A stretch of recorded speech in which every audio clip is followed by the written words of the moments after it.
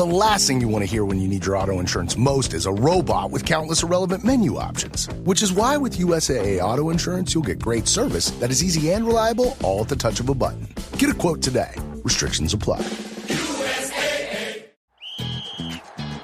Hilton brings you new ways to stay. With experiences that let you capture the glory days. Introducing the Graduate Hotels. Each inspired by local college towns, these stays are always original and never boring. Get in touch with traditions all across the country and enjoy a stay that's a class above the rest. Book at Graduate Hotels with Hilton Honors Points at Hilton.com. It's a win-win. Hilton, for the stay. Halliday presents, in the red corner, the undisputed, undefeated Weed Whacker Guy.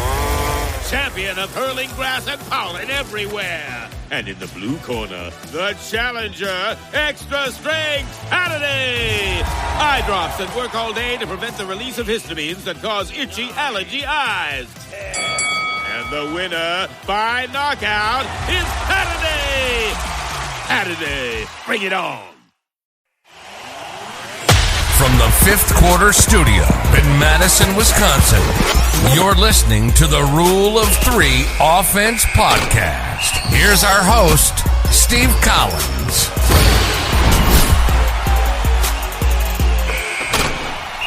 Hey, everybody. Welcome to the first episode of many of the Rule of Three Offense. So, similar to the funnel down defense, I'm going to kind of walk you through over the next, couple months, or depending on how many episodes we kind of eventually get with this offense.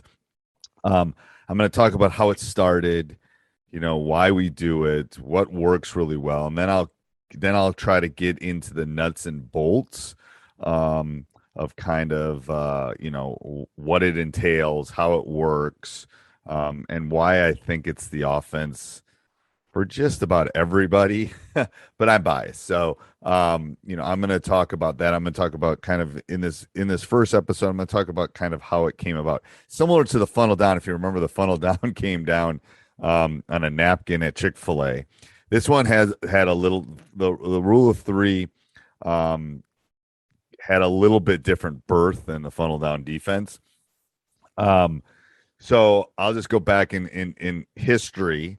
I think we won our first state title running the swinger flex when we actually ran a half-court offense. That's what we ran. And obviously, I believe as a coach, you have to be able to adjust and to tweak and to kind of move with the times. I think flex is a fine offense, and it works for some teams, but obviously with my personnel and some other, there are lots of reasons why we don't run it anymore.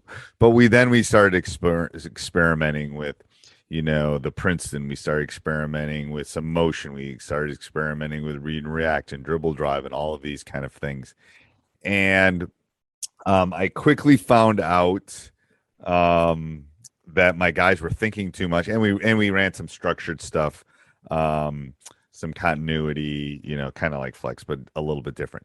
And what I found out is my players weren't playing, first of all, and couldn't long-term keep it. Now, if you know anything about the flex or the swing, it's a pretty easy motion, quote unquote motion, and a pretty easy movements for them to remember.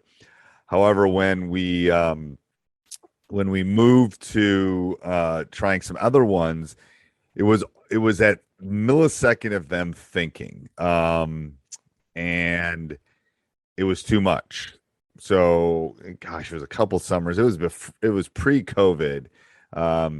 We sat down and we kind of tried to figure out, what could they do? What were we good at? And what could they, this is the kicker, what could they remember? And this is when, if you're watching me on YouTube right now, this is when I dove into my research about memory, about remembering things. And that's where I kind of came up with the Rule of Three is actually a writing technique. It talks about listing events in three, chunking things in three. It's not a writing thing. But there's patterns. There's been research done. there's severe limits on what we can remember for long term.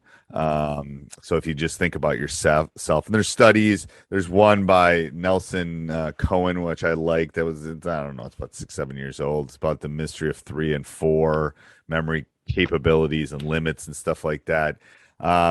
But there are limits. Let me read here for a second. It says tests of working memory demonstrates practical limits that vary depending on whether the test circumstances allow processes such as grouping or rehearsal, practicing, focusing of attention, or just material relevant to the task, whether they like it or don't like it, the use of modality or material specific stores, blah, blah, blah. It gets into some other stuff.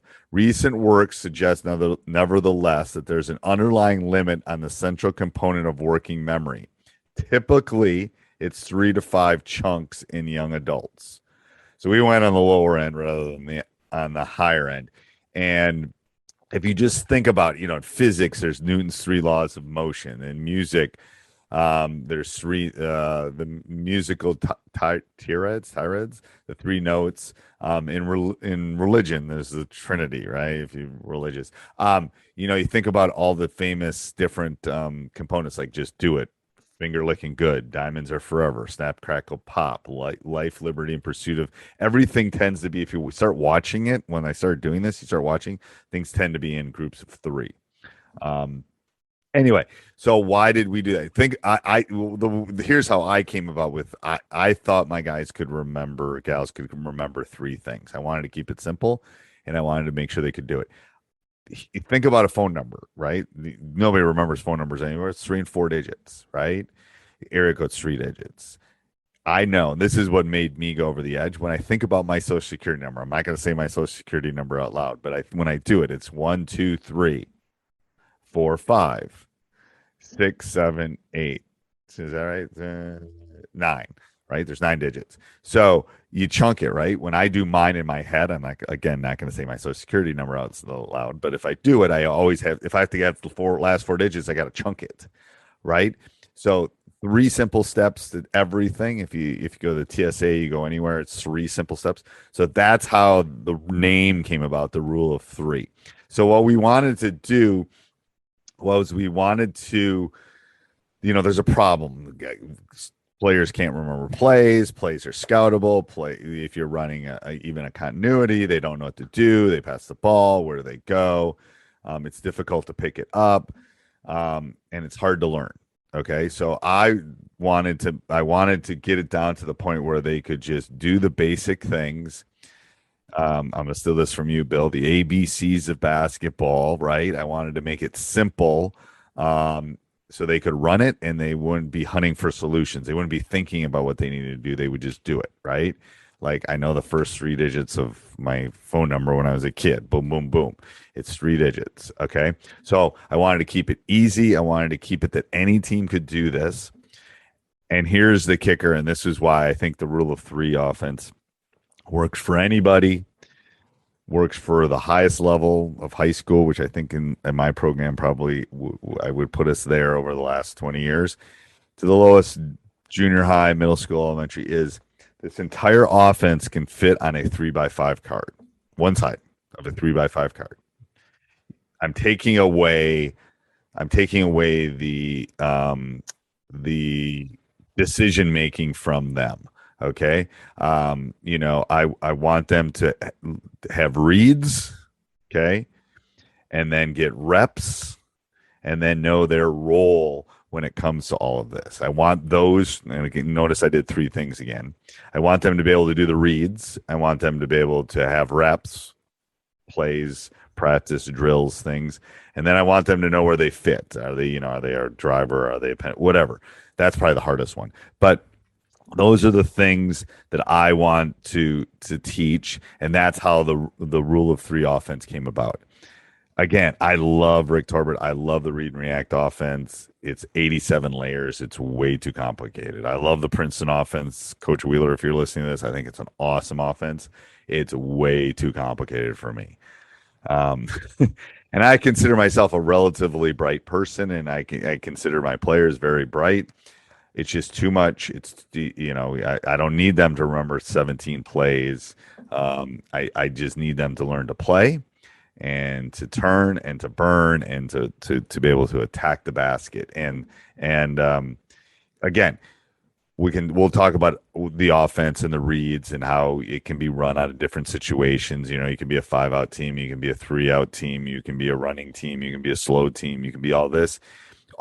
This offense will fit into all of those categories. But I wanted to kind of tell you kind of the birth of the rule of 3 offense, where it came from, kind of how we got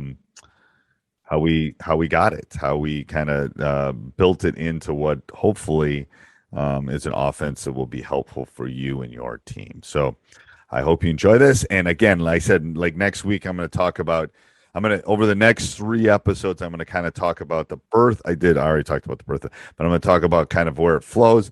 And then after that, I'm going to get into kind of how you can do it as a coach with your team. So I think that will hopefully be helpful for you moving forward. And simplicity wins. You know, that's why the rule of 3 offense is what you want. All right. Have a great day, everybody. This podcast is part of the Sports Social Podcast Network.